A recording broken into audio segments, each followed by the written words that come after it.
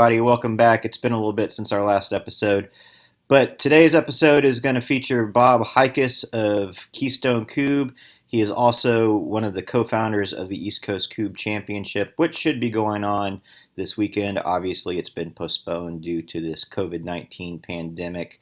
He's going to be talking about that, as well as KubbTracker.com and a new software that he's working on with some other guys that's going to replace the Des Moines Kubb software that's used for tournaments. So we talk tech, we talk Kubb, we talk COVID.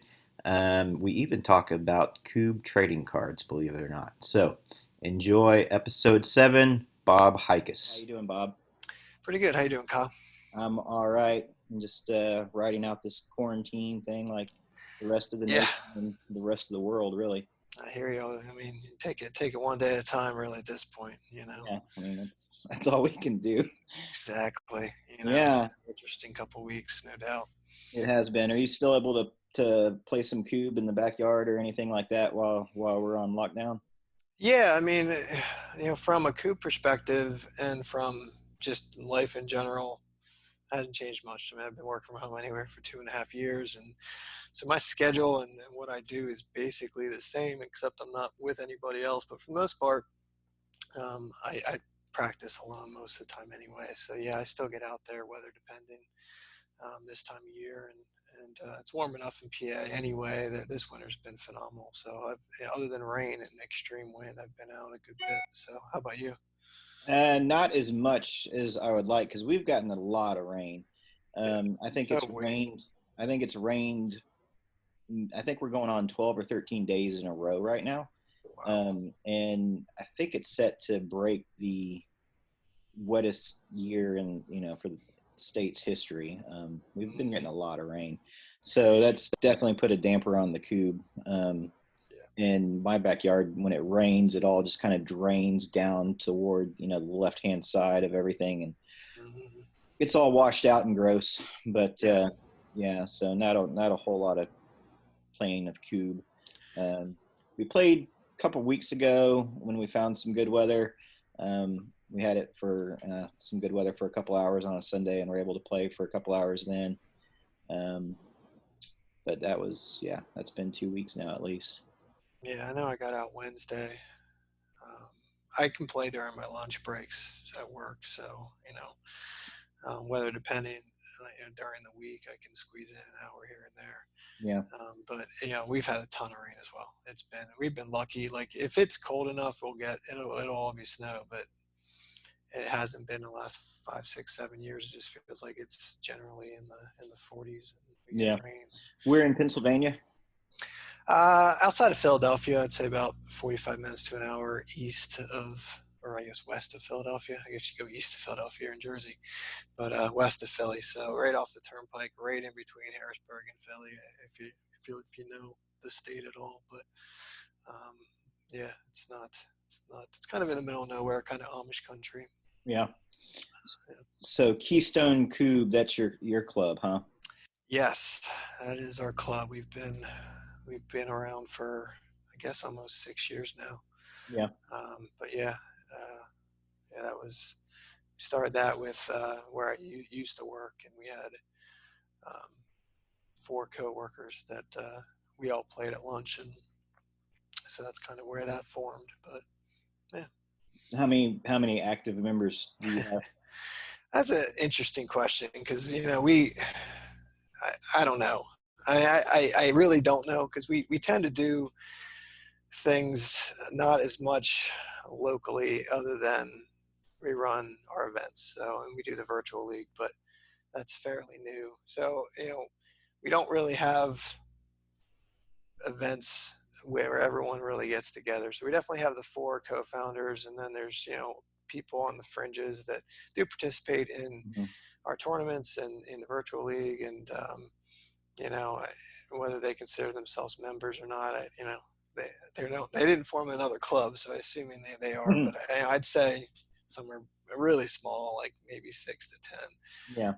But we've been kind of spread, I don't know, trying to do I guess because the East Coast is so dead for the Kubb scene, especially as a sport, that I think we've been trying to pick off some bigger, bigger things like do the East Coast Championship, start our own events on the Mhm. competitive side of things, and for the league, the virtual league's been great because I never really felt like we had enough people all in one place. Even the people that we have here that are kind of Keystone Kubb people, still we're all spread out 20, 30 minutes apart. So like to Yeah. have a league in one spot at one day a week, it always seemed like it was, going to be hard to get going and keep going. But Yeah. virtual league's been awesome because we can, have people in Pennsylvania that, might be in Harrisburg or a little bit farther away playing that, but then we get people like you guys have played in it, and we get people from Michigan, North Carolina, all the way to Wisconsin, Minnesota. So it's been cool to kind of connect people, and it's also nice for the people here that don't travel, and they Mhm. get to then play matches against some of the better players in the country. We've had national champions playing our virtual league, which is awesome. So that's been a good opportunity for them to kind of test their skills a little bit and see where they, see where if they can, maybe get some wins off some of those guys. So Yeah. or girls. So the virtual league, whose brainchild was that? Well, originally it's a Chaska thing. I mean, I know you talked to John or JP about it, but you know, that's kind of where that came from. And Uh-huh. then what happened was a year ago, when they started their first spring league, it's limited to 32 players, and a couple of the guys that play in the East Coast Championship when we had it, and they played in the Pennsylvania Championship here last summer, reached out and said, well, we didn't get into the Chaska League. We just didn't make it in time. We really want to do it, but, we're also working on this software, which, is Kubb Tracker and Mhm. KubbTracker.com. And, we think we can kind of do this cool app, but we kind of need a league to flesh it out. And I was like, all right, let's do it. So, I was like, we can kind of, I think I always felt there's room for multiple leagues Sure. anyway. And I kind of see Chaska as kind of like the major leagues, and we're kind of a minor. We're always smaller, and the level of the the player range of skills is pretty wide in ours. But we have fun. But it's really been good to flesh out Kubb Tracker. Dave Cantwell wrote that, and he's continuing to work on it here and there to kind of flesh out more ideas. But you know, I I enjoy it. I've enjoyed it too to running the league. We basically run it differently than Chaska does too a little bit. We do just basically a 10-week tournament. We just do Mhm. 6 weeks of qualification, 4 weeks of bracket play. If we get enough people, we just split it into multiple brackets and single elimination. You're out, and everything's best 2 out of 3. Yeah. So I mean, for me, I set out that way because it just works better for my schedule. I can't really play 5 games. I just don't have time with the kids Yeah. and everything else I'm doing. So, just time wise, it just works better. And so, it's good to have a differentiation a little bit too. I mean, some Hmm. people might say, hey, I want to go do that because, for X, Y, and Z. And, we've talked about potentially, merging the leagues, but I think it kind of helps us too to kind of get people going and get people here locally. And right now we have 9 people for our spring league, Yeah. and most of them are from Pennsylvania. And then we have Eric from down there. Hmm. Um, but yeah, so it's good to see like new people join in, and um, I know you played last fall in Yep. ours. Yeah, Hmm. so I yeah. think I What finished was like dead last. I don't think you did. It was close, but It was close to dead last. I didn't have. it was. It's tough. Like Yeah. I mean, we had more people. We had 14, I think, last fall, and we had some really good players. I mean, Evan was in that league. Uh, Emily won it, Hmm. and she's phenomenal. She just won the winner. Chaska won too. She's 2 in a Yeah. row. But we do, and the also issue can be is we only have the 6 weeks, so it's the ladder system. It's the same DMK system as everyone's used to in a lot of these other events, but you might not get a chance to get quite to the bottom. And even some of those guys, because it's virtual, it, I struggled in the fall just to maintain focus and Yeah. just to want to be out there. I was always felt like I was squeezing in these matches, and I don't feel like I played that well. So, you know, but it's a starting point for you. So you come Yeah. out and you maybe do better. I know you're playing Chaska this spring, right? Yeah. Yeah. And I didn't like. I guess I didn't realize, or it didn't dawn on me at least, that there were two different things, and so I thought I was signing back up for y'all's.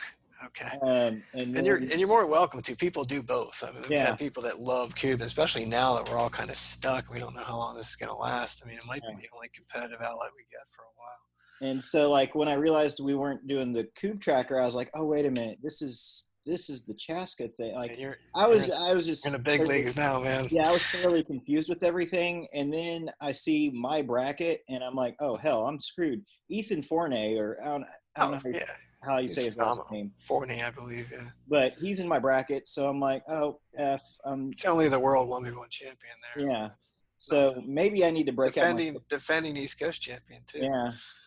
So I guess So I'm gonna have to break out my soccer cleats and soccer socks like he wears, and maybe that will give yes, me some type of advantage. I need to get him on the show and figure out what's behind the soccer cleats. Like he I've watched definitely. him throw. He really puts a lot of like lean into it, and so that's the only thing I can figure out is I that asked him that question. I think at yeah, the U.S. Open a couple years ago. He said it just helps with his footing, yeah, and I can see it. I know some people I think have worn like golf spikes or golf shoes as well. yeah, Um, I'm a sneakers guy. I don't do barefoot, but yeah, I can see where it could maybe help. yeah, Yeah, you should definitely have him on. Ethan's an awesome guy, and he's a phenomenal player. I mean, yeah, he yeah, came out at East Coast last year and just he just doesn't miss. yeah, And it was impressive to watch. And then that 1v1 at Nationals was unbelievable. The level of play as you got into that bracket. yeah. Yeah, I'll probably reach out to him at some point. Yeah, so it was like one of those things when I realized, like, oh man, yeah, 32 people in this thing, and then it's like, well, it'll Yeah, be all right. I mean, they fill it up quick too. I mean, yeah, like I said, I don't push ours that hard. I'm always like, whatever we get, we get. We make it work. We don't have limits. We can take as many as we get because we just load them in and we can just tier the brackets down. So it'll always be. I always want it to be that 10-week window. I just think hmm if you go longer than that, it's just going to be a little much. And really, only the top four in each bracket would even get to 10 weeks. yeah, So if you get eliminated, you're out. And most people, first year, I was like, "So do you guys want to play out more places?" And everyone's like, "Yeah, no, we're good." So, you know, yeah. No, it was fun. I enjoyed playing it, and yeah, I mean, it's a good way to practice at a competitive mm-hmm. level as opposed to just doing drills and practicing in the backyard. So that was Yeah, good. I found I've been playing a lot more just by myself, 1v1, and trying to get um, more efficient at closing out games from start in less turns consistently, and because that's what you need to do. I mean, most all of these guys, you look at the numbers. That's what I like about Coop Tracker is you can look back at it too and Hmm. look at all these Yeah, matches and see all the stats and say like, almost all of the top players are finishing in 3 or 4 turns or less almost every time.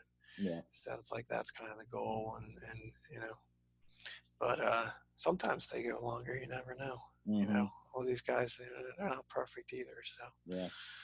Yeah, it was interesting for me because I was so used to always having at least one other person, if not two, other people yeah, playing, in a team type strategy, and everybody's kind of got their individual roles, and then going from that to, you know, playing one-on-one virtual cube, and like really like going out in the backyard and practicing drilling and practicing like every aspect of the game just to try to you know hang with yeah. people. Yeah, It's so a different it's a different animal. I mean, yeah, I played in the 1v1 in North Carolina a couple times, including last January, and you forget, like, I mean, because I do enjoy the team game better, and I like the interaction, and you can have off shots here and there, and your teammate can pick you up. In this case, you have to be, well, not only um, really well rounded, you have to be able to hit all the shots and Hmm. drill, but Yeah. the mental side of it too. It's like, you can have a bad shot here and there 1v1, but you better not have a bad turn, especially depending on who you're playing. Yeah. And so, that's something I've really worked on too. And it's a mentality that you have to practice. It's like a muscle you have to work on, and getting in those situations. For another thing for the 1v1 and the virtual league stuff is, you notice, when you go to nationals and the top teams, I mean, the top teams out of Eau Claire, they're playing in leagues all year round. Yeah. In Eau Claire, and most of the top tier do that. So, it was like, well, I felt like, we got approached to do the virtual league. I'm like, I should be playing in it anyway. Like, even though it's virtual, it's still better than nothing, and it's a Sure. competitive outlet. And it means something to me. I want to do well, and especially with this Kubb trackers, you see those stats. Like, I hate seeing bad stats. I hate it Hmm. when I'm like, oh man, I only shot 33% 8 meters. Like, that's not going to get it done. Like, I need to be better. And so, it gives you that stat feedback too, which I like. Yeah. So how long, when like from the time you were introduced to Cube, like how long was it before you went from recreational player to like, hey, I want to get more serious with this and be more competitive? Well, I got introduced really early. As far as my wife's grandfather was a carpenter by trade, and he that family really likes to play a lot of games, and they play a lot of lawn games. And Hmm. he had found Coop somewhere, and he's from Lancaster County, which isn't far from here, but it's so he had made a set, and we started playing, just at family get-togethers, and this was back in like 2001, Oh wow. 2002. I Yeah. mean, this was a long time ago, and then like that, after we started playing the one summer, that Christmas, he had made us all sets, Hmm. hand painting them. Yeah. I still have that set. It's actually, Kubb wise, it's really close to regulation. Baton wise, they were a smaller diameter, and we so I just played, at family stuff for years. And then when I started working at, with what eventually would be the co-founders of Keystone Kubb, we all worked together, and they had just started playing, and this was in 2013. Yeah. So, fast forward then 11 years, I'm just playing here and Yeah. there a couple times a year. Always enjoyed the game. We didn't always play the exact same rules that are now that we Hmm. know, but um, so I started playing with them every day at lunch. For even then, that was just competitive amongst ourselves. We had no idea that tournaments existed, nationals existed, or anything. And so fast forward then to the late summer of 2014, we found out about the national championship for this.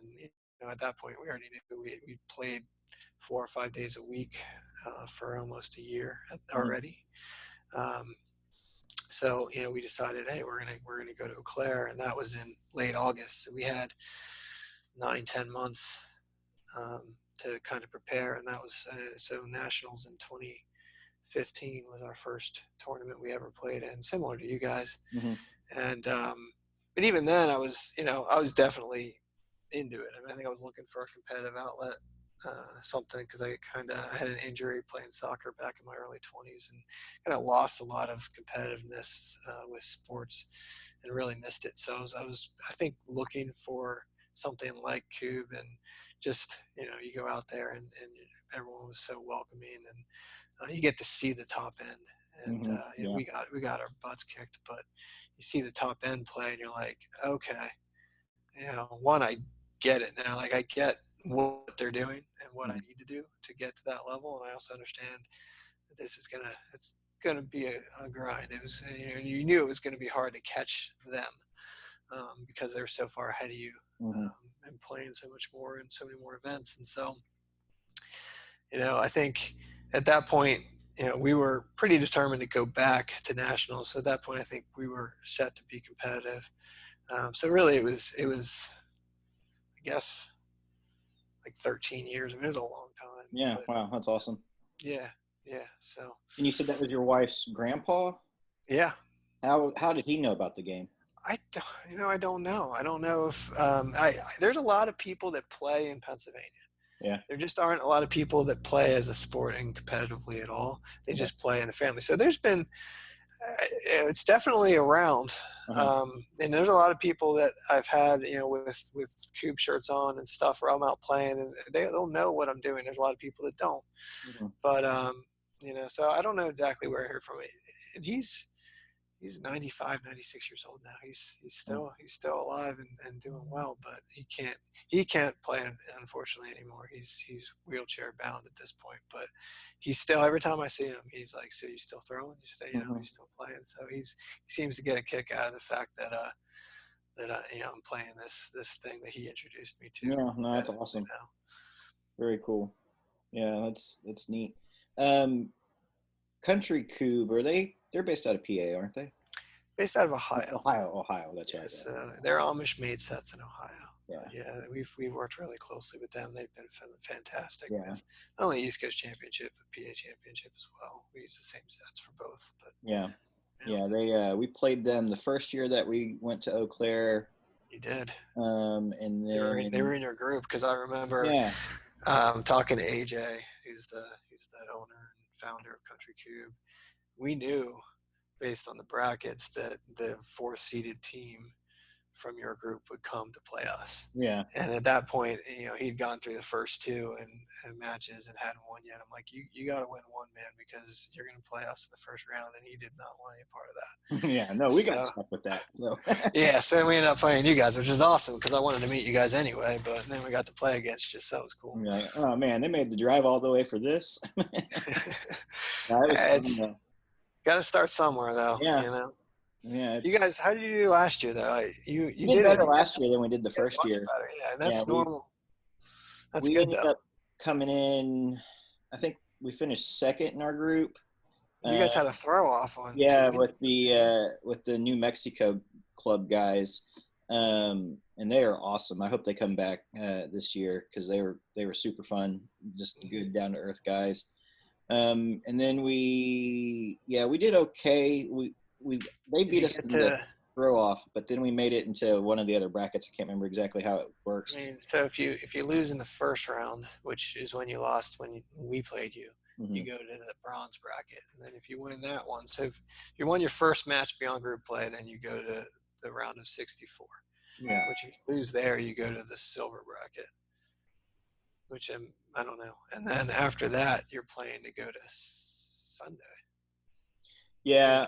We ended up playing a family team that called themselves Team Norway, I think. Okay. We beat them. Then we played 246 Mafia, and It's a tough draw. we put up a fight. Yeah. And we were all pleasantly surprised with the way we played, and even we were like even dumbfounded with some of the shots that they missed. We're like, whoa, like these guys are missing shots too. Like they're not just machines, you know. It does happen. And we put up a good fight with them. Then that knocked us to the other bracket, That's in and silver then, but that silver bracket was stacked last year. yeah, I mean, well, we played in silver our second year. Well, we played in silver the first two. First year we didn't go very far. I think we made it to maybe the quarterfinals. The second year we made it to the final and lost. But like last year, it was top to bottom. Just looked yeah, phenomenal. The amount of teams that are generally considered Sunday teams that were in that bracket was a lot, yeah, including the team that we beat at the round of 64 was Ragnarok. I mean, they're a phenomenal team, and so they were in there as well. Um, yeah, how'd that go? um, so we lost to them. Then we went and sat and started drinking beers and cooled down. And like we had probably at least 30 minutes between when they beat us and we played our next game. Okay. And when we went back to play that last game, we looked like we had never played Cube before. Like You got to stay warm. all the mojo had just left, and like Yeah. we just had, I guess, all that muscle memory just relaxed, and we missed shots that we shouldn't have missed and got knocked out and Okay. called Yeah. it a day. But Still progress. yeah, oh, As far definitely. as you went Yeah, from we did. bronze to silver, and like I said, that silver bracket was pretty solid. Yeah, It's getting better every year. I think it's just as the depth of the field. This year for nationals, it seemed like every year it gets better. But even the teams that normally you would think, okay, this is going to be easy, like everybody can drill. It's like it's just the level from top to bottom just seemed to really take a jump last year. yeah, We've never had a phenomenally easy ride to Sunday, but we've had easier, and last year was by far the hardest. We had to yeah. play a tough team in our group. The Flux Capacitors they're a very good team, and they were in our group, and then we won our group, but then we had to play Ragnarok at 64, and then we played Mancubes to get to Sunday, and they were a really good team. It was they beat us. They took a game off us to start, so we were down 1-0. Yeah. And had to crawl back. Luckily, we started hitting eights and were able to do it. But it took a lot out. It was like, whew, you got to come back the next day. And you're like, all right, try to focus. It's tough. It's one of the things I don't How think did we y'all figured finish on Sunday? out. We ended up T5 Yeah. again. We lost to Chaska, JP's team, right out the gate. We had to play them. We knew it was going to probably be us or them out of our group, and we played them at 8 a.m. on Sunday, which I think it was a tough match. I think we had a bad turn in game one, gave them a line, then they two-turned us in game two, which was they play. I mean, they missed their first. I think we went first, and they missed their first couple eights, and then they didn't miss after that.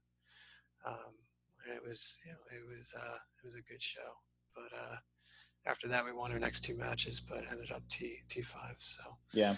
What's y'all's best finish at nationals? been T5 2 out of the last 3 years, and all 3 years we've been playing the last match, at least not the last match necessarily. Last year really was the first match for the semifinals. We all knew it, but we've been playing to get to the semifinals for 3 years in a row and just haven't been able to do it. Yeah. So the first year we were T5. I mean, I always look at it like, if we're playing well, or what, not even well, but however we're playing that weekend, what do I feel is our top end? And I feel like we've only really accomplished that once. Our first T5, we won our first two matches on Sunday and then played Damage, the eventual champion, to get to the semis. And nobody, I mean, they were at a level that I think has set a new bar, and nobody touched them, and that was a quick one, and that one didn't last long. And so that was about to me the top end. The last couple years I felt like if we don't have bad turns at bad times, we have a good chance to get to the semifinal. Yeah. And haven't been able to get there, so we're always looking to move forward. I think it would be a massive accomplishment for us to get to the semis is really where we want to be. But actually, we want to win the whole thing has been the goal. But Right. I definitely want to move forward. So Yeah. And do you always get to play tournaments with the same two guys? we play a lot together because we don't play many. Yeah. So Jake Levitt has been on as our team's Cube Stashes, and we've been on the same team and practice together and play together the whole time. So we're the two members of that team that have been to everything for the most part. And then Brian's in Michigan, so Brian Jones is our third, and he's outside Detroit. So he plays a ton. I mean, the guy plays. He plays probably 4 or 5 times the tournaments I do in a year. Wow. Just because where Michigan is too, he has an advantage of he can drive 8 hours and be in Eau Claire, and he can drive 8 hours and be here. Yeah. So he has that access where for us a lot of that stuff in the Midwest is either a 10 to 12 hour drive or a flight. So it starts to be a little cost prohibitive. Yeah, sure. So I've been playing the last couple of years with a lot more people. Which is I think good. But for the core of our schedule, and we've been doing Team Cup too, so that also kind of limits you a little bit because you have to get so many events in with your team roster. Mhm. But generally, it's me and Brian, or me and Jake, or Jake and Brian, and then if all of us are at a 2-player event and we're not, sometimes we'll play a 2-player event as 3 if it makes sense. So like last year at the Michigan Championship, it's 3 weeks before nationals. We really wanted to kind of get some reps as 3 before nationals, and we didn't have our best day. But I think that those experiences helped prepare us for our run at nationals again. So it's worth it. Yeah, Sometimes you sacrifice some results for bigger goals. But sure. Yeah. Well, yeah, speaking of tournaments, let's talk the East Coast Kubb Championship. yeah, So, obviously, should be this weekend. I know. I should be in North Carolina right now, Yeah, but marking with pitches. the COVID-19 raining on everybody's parade, how how did that whole process go of deciding when to call it and postpone it? Like, how did Well, you come up with that? the brain children of that tournament and the co-founders are me, Jake Levitt, and Mike Davids from Queen City Kubb. So the 3 of us are the ones that kind of bounce ideas off each other and make decisions like that. And it's one of those things that you know keep we hadn't really talked, and other than tournament type stuff, like get make sure we get the trophies and medals, make sure we have everything we need, everything's set. Um, and looking at it from afar, it was just like it didn't seem a week out from where we actually called it. So like 2 weeks ago, we're like, yeah, I think this is going to go. Mhm. I think we'll be all right. We might squeeze in before this thing gets too crazy. And then last week, it just started escalating, and you could tell things. We might be in trouble here as far as being able to hold this event at this time. I think for me, it was Wednesday night when the NBA, uh, you know, stopped their season. I was like, all right, this isn't good. Yeah. And during the day on Thursday, so this was a little over a week ago. At this point, we're 10 days out for the event. You start having just NHL cancels. Um, like most of the other sports are starting to cut out. I think they canceled the NCAA basketball tournament. That was a big one for me. I was like, ooh. And we started getting questions from people that are planning on attending the event, mainly just like, hey, obviously what's going on. What's the plan? And so at that point, I reached out to Jake and Mike and talked to them both individually because it's hard to get everyone on a conference call. And just we kind of ran through some ideas of what we might want to do. We had just, hey, what's on the table here, what makes sense, what doesn't. And at the end of the day, it just ended up being, we just did, there's too many unknowns. I mean, there's just too Right. many unknowns at that point. And we just said, let's just postpone and just wait and see and let this play out, Hmm. because it just felt like the couple people we heard from that were going and just weren't sure that they were comfortable with it. And I don't, the fact of the matter is, because I think the way that where the testing still is at this country, as far as really understanding how many people this is affecting directly that actually have this virus, we just have no idea, and I don't think Sure. anyone knows. Right. And so it's hard to project. It's like I would never want our event to end up causing something bigger. And everyone has their networks of people that they interact with, and even though it's such a small event, I mean, we're talking, we had 14 teams signed up. We were looking at getting a couple more locals, so we expected to have 16, which was a phenomenal number for us in North Carolina. We had grown from 12 then to hopefully that 15, 16 number. And it was a tough call, but it's like, these 40, 50 people, who knows? Right. And so let's just wait and see and give it some more time. And then a day or so after, it's like, all right, this was obviously the right decision. But at the time where you're like, we're kind of like, do we give them an out and then see how many people take it, or do we just need to make a call? And I was like, let's just make a call. Right. Yeah. So that's what we all collectively decided to do. And we got a lot of support. I mean, everyone's been. I haven't heard anything negative about Yeah, that sure. decision, which I wouldn't have expected. I mean, the Coop community is awesome, and they are always very supportive. And even I reached out to Brian Jones, who's on our team, but also he was flying in for the event. We had people coming from Wisconsin, Michigan, Ohio, Hmm. Maryland, PA, Florida. So that's another factor too. You got people coming in from all over the country. People Yeah. are going to have to fly there.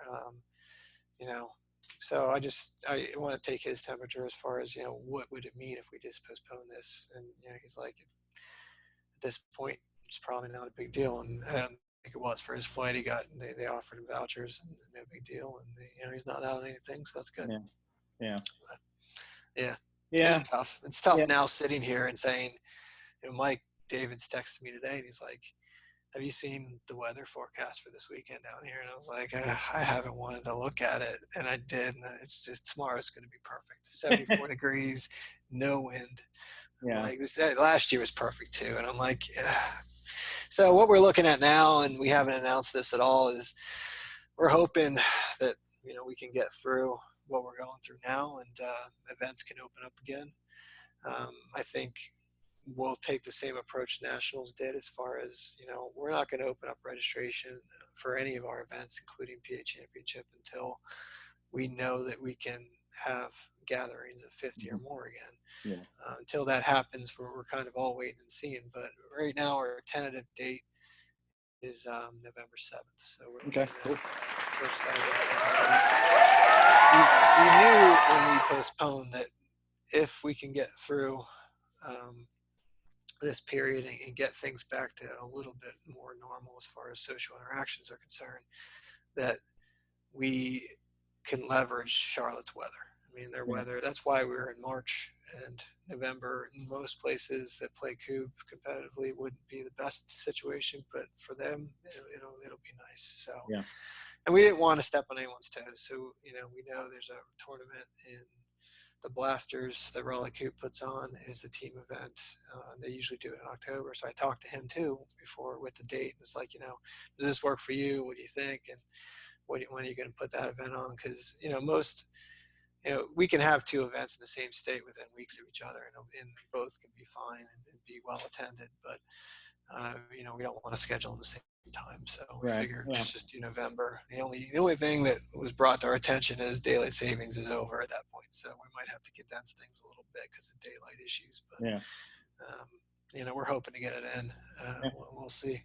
Cool. So you heard it first here on Coop Yeah. Talk. Breaking news. Tentative date, November 7th. Excellent. Yes. Good deal. Yep. Cool. So let's talk about the tournament itself. How long has the tournament been around? We started in 2017, so Yeah. this will be the fourth year. So we're pretty new, but this is the fourth year for East Coast Championship. Yeah. And so for the uninitiated, um, the idea is for the tournament to be hosted at in a different state along the East Coast each year. Is that correct? No, it's not a different state necessarily, and it's not every year. So one of the things that we were looking at, so when Mike, Jake, and I were brainstorming about forming this thing, and the big goal is to grow Coop on the East Coast, and we Mhm. wanted to have a tournament that is gonna maybe go to areas that don't necessarily have any events, and there aren't really any areas that have events. I mean, North Carolina is really the hotbed for Coop on the East Coast. They have two active clubs that run events, but other than that, there really wasn't anything. And so the goal was to say, okay, let's move this, but we really felt that 2 years in one location was going to be better for two reasons. One, just to kind of plant some more deeper roots, Mhm. to be there 2 years in a row, hopefully have people play, locally can play in an event like that 2 years in a row, but also kind of selfishly for us, it's just less work. Right. Yeah. Okay. The amount of work we've had to do to figure out our 2021 and 2022 locations was a decent amount, because you just don't have a lot of active clubs, And so to figure out what we're going to do, where we're going to go, and I can announce that here too, but I'm not going to because I'm not sure what we're doing yet. Because Okay. like I don't know what's going to happen if we're even going to get to 2020 in and what decisions we're going to make for 2021. Yeah. So we know where it's going to be, and it's going to be in its third state when we move, which is exciting. I mean, that's been the goal, but I'm really excited about the new location because it's a new one. I mean, it's a new group, and they're excited about it, and they're doing some awesome things with Kubb in their community. So I think this is going to be perfect for that. But it's tough to find spots. So, Yeah. 2 years just works better. Plus the growth we even see in North Carolina. So we went from, 12 to now it was going to be 15 or 16. I mean, that's awesome. And so that's kind of what we're looking to do. And then the other goal is to have it play 2 years and then hopefully have whoever hosts it to replace it with an event. And so when we hosted it, Keystone Kubb hosted it in 2017, 2018, and we replaced it with the PA Kubb Championship. Okay. Cool. North Carolina, they already have events, but they're kind of reworking what they're going to do. And so, it will be replaced probably with their spring tournament. I'm not sure what they're going to call it, but it's also kind of for us, it's like if we can kind of keep these things going and continue to build. And so our schedule eventually, hopefully over the next 5 to 10 years is just going to be, hey, we're going to go play in all these tournaments that have hopefully been created in the wake of the East Coast Championship. Yeah. So, and keep all these communities going and grow the game that way, grow the sport that way. So that's kind of been the goal. And so far it's working out pretty well. Yeah. But I think it's also important to have Jake, Mike, and I involved in kind of steering the ship. I think, it keeps it on the rails and keeps it focused on what we're trying to do. And I think that's been positive too. They've been great to work with, and so it's been a lot of fun. Yeah. Well, yeah. Hopefully everything works out for November. Maybe we can even get some guys from here in Arkansas. I know Eric and I think Steve were talking about coming out maybe this year. I know it's a long drive for you guys if you're driving. Yeah, I looked at it. I can't remember exactly how long of a drive it is. I actually had somebody from Eau Claire reach out to me to see if I wanted to play with and the guy's name is Adam, I think, right? Yeah. And then, he was looking for a partner for a while because he was going to be in Charlotte. He's probably in Charlotte. He might be in Charlotte now. I don't know, but he was going to be there anyway. But that's awesome. But it's like 12 hours for you. Yeah, it's a good little jaunt, but it's the format. It's not strictly 2-man teams. It's just a minimum of 2, right? 2 to 6. 2 to 6. We want to let it be flexible so people Right. can. We have a lot of like families that'll play together, like people that just want to go hang out with their friends all day and play Kubb. Like I'm not going to say no. If you want to play in a team of 5, play in a team of 5. Play at 4 or 6, whatever. So it makes it more inclusive that way. It gets more people involved. Sometimes as a director, you want to see like I'd love to see 3 more teams instead of 1 team of 6. But at the end of the day, I just want everyone to have a great day and have a good time. So do you get to play, or do you have like tournament director duties on that weekend? I've been fortunate that I've played in all of our events. It takes a lot. With the ones we do here, my wife helps out a ton. So, usually I can basically do both easily until I get to bracket play.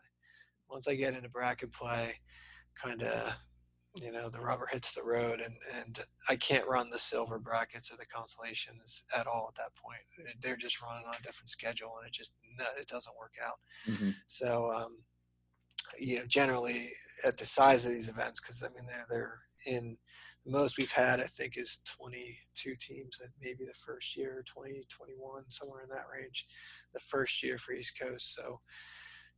Even that one, I was a little concerned that it was getting a little too big and it was going to be a little too much, but we've been able to pull it off. So at some point, my big thing is I really want to win it, and once I win it, I might not play. I mean, who knows?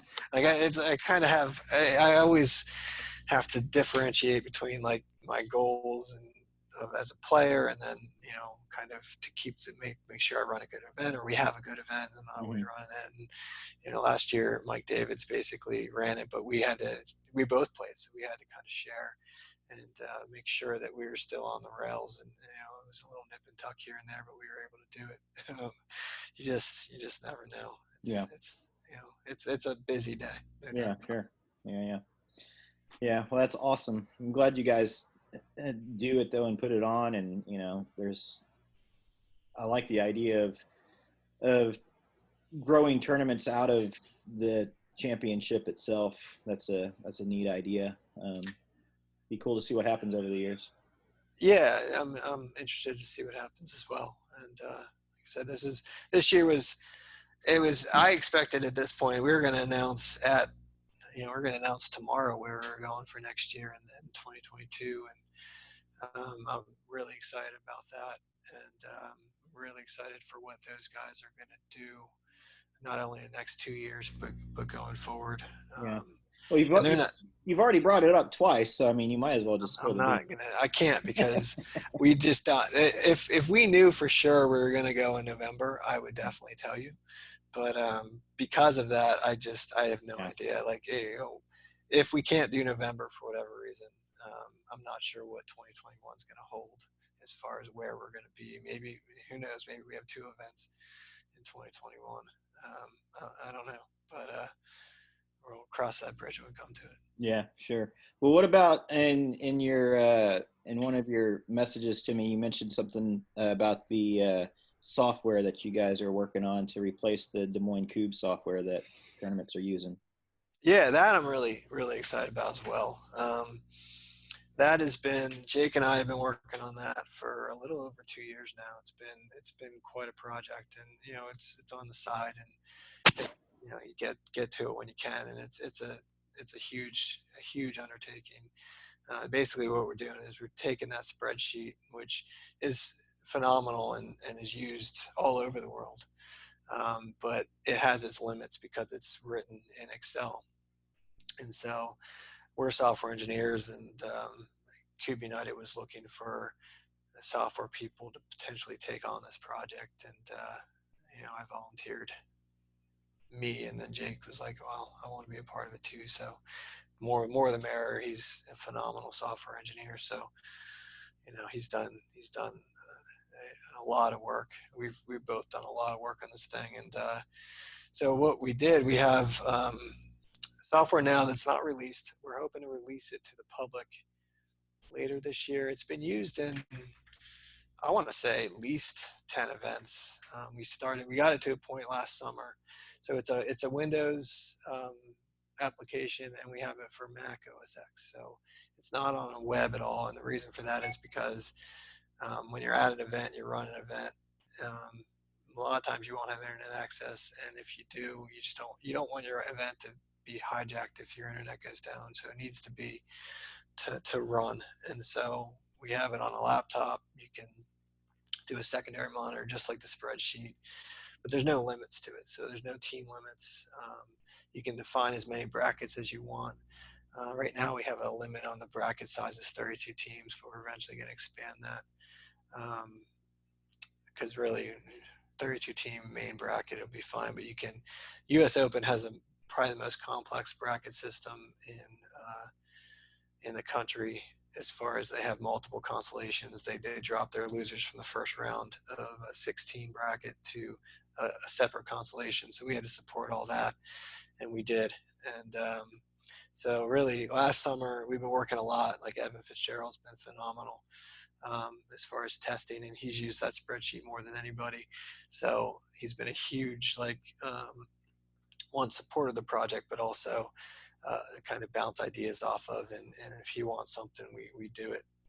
It pretty much but just to make sure that we generate the rounds correctly, we're doing the scoring correctly.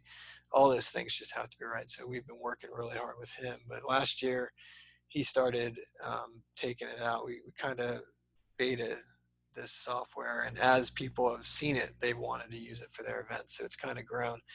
Um, so it was first used in Stoughton last year, and then the U.S. Open was the second event, which we had some issues there.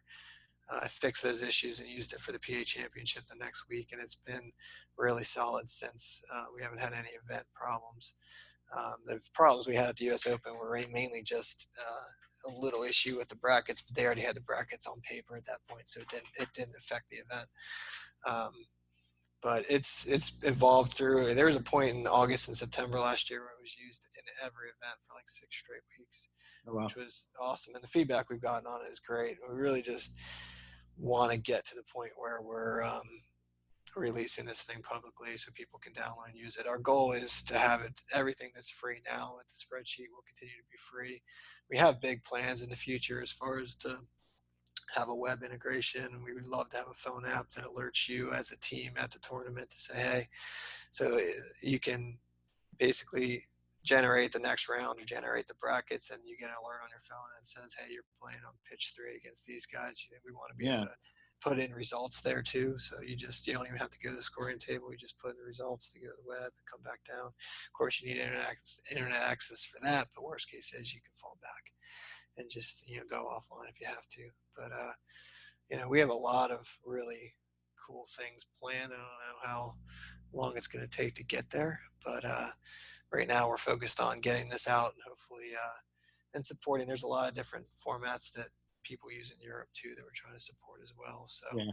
we also have it so that it doesn't have to just be Kubb. So you can use it for really any type of competitive tournament. I think I just put in, we had it hard coded, so like if you see the qualification rounds, everything was hard coded for pitch 1, pitch 2, pitch 3, whatever. It was all pitch and Kubb related stuff. And now I'm starting to open up, so I allow it so you can call your pitches a field, a chord, a board, a table, whatever. So we want to try to get a fairly wide release on this and make it be usable across not just Kubb but for anything else. But Yeah. for me, it was like after running a tournament with the spreadsheet, I'm like, I feel like we can do. I knew it was going to be a big project, but I'm like, I thought I was probably going to take it on one way or the other. And then Kubernetes happened to ask on Discord. And so I was like, well, now might be the time. So Yeah. yeah, That's cool. So it's been fun. when do you think it'll be out there? I was hoping to be out now, to tell you Yeah. the truth. Yeah, we were, one thing this weekend we were really excited about was one thing we've done up until now. It's similar to spreadsheet where you just mirror your screen. So you have a laptop or whatever with the software on it, and you just mirror that to a TV so people can see the matchups of the brackets or what you're doing. One thing I've been working on for months now is I wanted a separate screen only for the TV that kind of put on a show over there. So you have a working screen on your laptop, and then the TV screen kind of mirrors what you're doing, but you can't see it all, and it Right. pops up results and says, hey, this team beat this team, and then shows it. Yeah.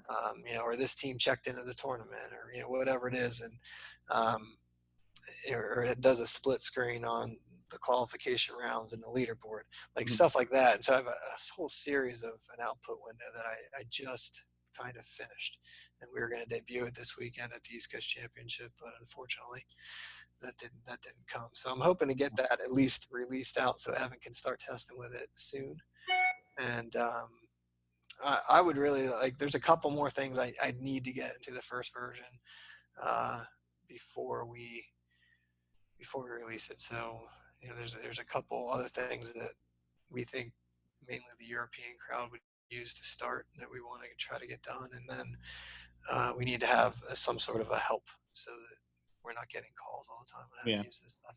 It's pretty easy to use. It's very intuitive, but we need to have a kind of a full-bodied help, and that takes a long time to do, and it's not something that as software people we enjoy at all. So we tend to put it off, but you kind of have to because you need to have screenshots in there and things have to be fleshed out. So that's really the biggest barrier to entry, is just getting time to do that help file and then getting it out there. We're ready. We have it already auto updates too, which is nice. So like you have this software, you're not going to use it probably more than once or twice a year unless you're using it for leagues or something like that. So, but it'll recognize if you have an internet connection when you launch it. It says, oh, there's a new version out there, and go download it, install it for you, and you keep all your data. And so it's nice. Like the spreadsheet was always like, oh, you have a separate file per event. This you have kind of files in the application that are event, but you can go across the board. So like, if you're doing a 1v1, you can say, I want to import, players from other events, or it knows what teams you put in. So you start typing them in, it auto fills on what you've already done. You can import teams from other spreadsheets too. So you can say, I have this DMK spreadsheet that has 100 teams in it. A bunch of them, I want in the software. You can just import them in. So we added some features like that that are nice. And so at this point, I think Evan seems, I know I'm anxious to get it out. I kind of cringe every time I see somebody put up screenshots of the old spreadsheet, just because it's like, we know what we have is a step forward. Yeah. And, I think people are going to really like it, and people that have used it so far have been really happy. So that's been good That's cool. too. What are y'all calling it? That's one thing we don't know. It's almost like it's hard. I don't want it to be cube specific, because it's not. Right. Right now, it's just classic format 2.0. Yeah. We have it configurable that we can change the name with one line of code. I just don't know I haven't come up with a name yet. So anybody out there, you guys reach out to us, keystonekubb@gmail.com, keystonekubb.com. If you come up with a good name for a tournament administrative software, it's not cube specific. We're all ears. Yeah. Because that's hard too at times. We're like, there's no slam dunk of like what. Yeah. Sometimes you start with a name, and sometimes you just do everything else. So far, it's just classic format 2.0. Yeah. Cool. Yep. Well, I don't want to take up too much more of your time. I could talk about Cube all day. Yeah, no, that's great. Go on. So, I guess for as far as anything going on with the tournament, I'm sure everybody probably pretty much knows what they need to know. But if they got questions or anything else like that, you guys are on Facebook, East Coast Kubb Championship on Facebook. And then the website is just eastcoastkubbchampionship.com. Is that correct? Yep. Yeah. That's correct. Awesome. And then Twitter, we're at ECKChamps. And we post on all those. They're the only social media I'm not willing to do anymore. Because I have too many accounts, and I do social media for our team, our club, and then East Coast Championship. And it's just like, all right, not doing Instagram. I can't do it. Yeah. But that's the best way to kind of get an idea of what we're doing. And I'll email everybody that signed up for the tournament. So what we ended up doing with the event that was supposed to happen tomorrow is we just refunded everybody's money. So we have a mailing list of all those team captains. So we'll shoot them an email soon, probably before this comes out, and at least let them know of our new date, and keep our fingers crossed that we can have a somewhat normal season. But again, there's bigger fish to fry than Kubb at this point. So we're all kind of. What about the virtual league? Is there going to be a spring virtual league? Yeah, there is. So signups, we're open on that now. Like I said, I don't push it that hard on social media. I know I've had a couple Facebook posts about it and Twitter. We have a website, so keystonekubb.com. There's a leagues tab in there that explains it. Really, you just email us, keystonekubb@gmail.com to sign up. We still have 2 weeks. I think it starts April 6th, so 2 weeks from Monday. And you can come in late. It's not a big deal. That just means you don't get potentially a couple points in the first round. But, right now I think we have 9 players from 4 states. I'm trying to think. 3 or 4. And then we have Pennsylvania, Ohio, Arkansas, maybe just 3. But we're at 9. We've done 12 the first season. So last spring we had 12, then we had 14. So it's always nice to grow. But we'll take what we can get and go from there. So like I said, 10 weeks. So we're usually done mid-June. That's only the semifinals and on. So we play out third place if they want to. Last fall, I think Eric was playing for third place with Chris Jones, and they ended up not playing. Yeah. Whether it got in the way or what it was. Probably you guys had rain and they had snow. But no big deal. as long as we get a champion, I'm cool with it. So, it's like, play it if you want to play it. Don't. If we just put TBD, we put all the results on our website. We use KubeTracker.com. So, which is cool. Like, I've had times with KubeTracker as a director, it's awesome because if I Mm-hmm. know when you're playing, I can actually watch it. Yeah. Just I can watch the updates and say, oh, okay, that's a nice turn, whatever. Yeah, it was neat. Yeah, you're right. Seeing those percentages on 8 meter shots is disheartening sometimes. You're like, oh gosh. Yeah, so we're hoping to add to that. So I have a list out there for Dave as far as things that we're looking for as far as stats, um, and I haven't seen anything from him yet. I'm hoping in the next week or so, maybe. Yeah. But we definitely have some more stats we know we can accomplish because we know we have the data there. Yeah. So I think we can. I'm hoping for. I'd love to have a 4 meter efficiency at each group. So like to know how many batons on average it took me to knock down a group of 2, a group of 3, a group of 4, a group of 5. We can compile those numbers pretty easily. Even stuff like what's your win percentage on winning the lag. If you win a lag, how many? Because in this league, as you know, like you win a lag, you get 2 batons automatically. There's no choice because it's virtual. It doesn't, But how many? What's the percentage of people that win a lag that end up winning the match? Yeah. So stuff like that, we already have all the data. We don't have to add anything in.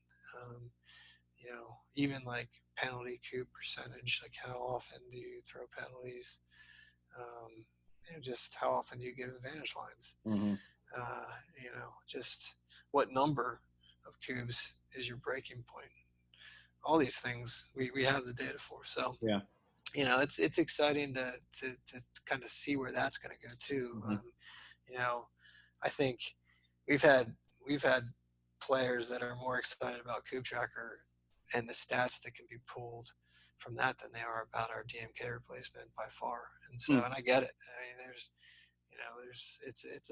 it's a neat little thing we've talked about with Kube Tracker is if and I've told Dave, like, that if you can get me to do this, then you've done well. And he wants to be able to track your stats in a match in a tournament. So it's not like use it as a stat tracker, not necessarily what it is now. Mm-hmm. So like you could, if you're at, say you're at nationals, you could just have one person say, okay, we had 6 cubes in play, we got 4 8-meter shots, we had 2 of them, and just keep your stats that way. So then at the end of the event, you could look back and say, well, as a team, we shot 50% 8 meters, and we didn't give an advantage line, and you can have all those stats, and I think that would be extremely powerful as a team to be able to look back, because a lot of times you're just trying to remember. You're trying to what happened, what did we do, what did we do well, what didn't we. For this, you'd have concrete numbers. It's just from my perspective, it's always like I tend to want to be so locked in on what I'm doing to try to be successful in the match and in the tournament that if you can get it so it's easy to do, I think the data is worth it. So, and that's something that we've talked about, and kind of an end goal too would be fantastic to be able to say, hey, use this to track your stats, and it's easy. Yeah. So that'd be cool. And also, I think it'd be neat if there was, like, a full-on website like kubetracker.com to where all that information would be on the website for each tournament that you play in and stuff like that. So that, and it could, even keep rank of, players based on, different points. I know well before I was ever into Cube, excuse me, I did a whole lot of running, and there's this website that's real big in the ultra running community called Ultra Runner Sign Up, and races will use that to advertise their races, and you can actually sign up and register for the race on Ultra Runner Sign Up, and you can see everybody that is a part of the community. You can see their Ultra Runner Sign Up like scores, and so the pro guys will have hundreds of points, and then the Joe Schmoes, will have, less points. But it's kind of neat to see, oh, here's, Killian Jornay's running this race, and, he's got Hmm. X amount of points, and then your name's in there as well, but obviously you don't have the points that these elite runners have. It'd be kind of neat to have something like that, to where you could go to it, and even tournament directors could go to it and advertise, and Yeah, so forth.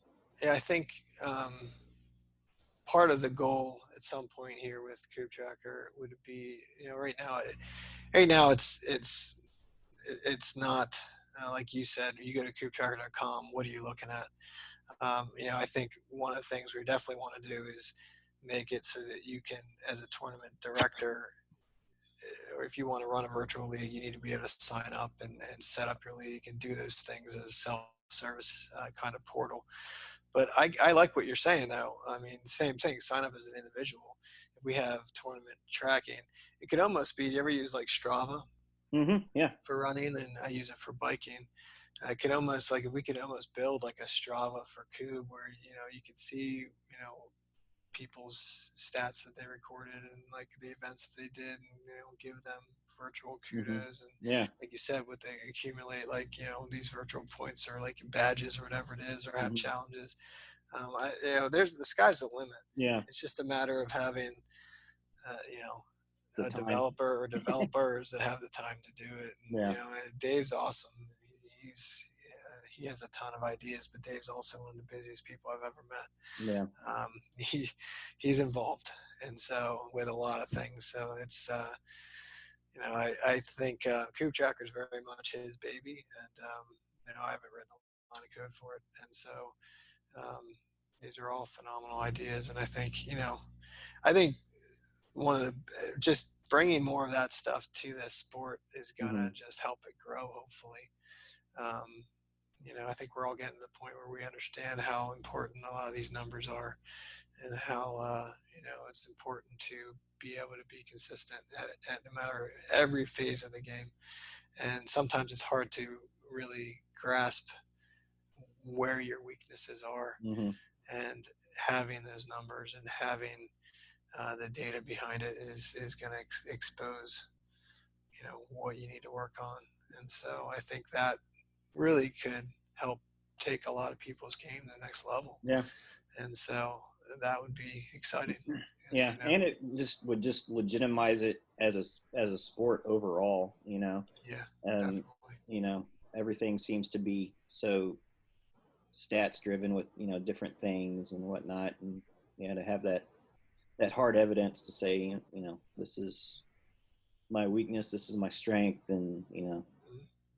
who knows, maybe there'll be cube trading cards someday. Well, they did have that set that they made out back in the day, with nationals. Really? I've never actually seen them. I've seen pictures of them online, and if you That's go funny. back to like the older Kub Nation magazines, Yeah. have some references to those, but they're kind of funny and cool. I'm excited about where we're going, and Yeah. I'm excited to be a part of it. And Yeah. like I said, I really appreciate you having me on. Yeah, hopefully you can get out and throw some batons tomorrow. I know you'd much rather be down in North Carolina, but No, it is what it is. it is what it is. But, So we just gotta move forward. Is all we're trying to do. Take it one yeah, day at a time. But yeah, I appreciate everyone who signed up, and hopefully we'll see them all out. Hopefully November 7th is our goal, and yeah, other than that, I hope everyone just just do your part, and take it a day at a time, and we'll all get through it. all right, there it is, episode 7. Bob Hickes.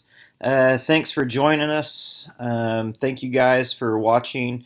Make sure you hit that subscribe button. Follow us on Instagram. Subscribe to us here on YouTube. Stay safe, stay healthy, wash your hands, cough into your arms, and let's beat this thing together.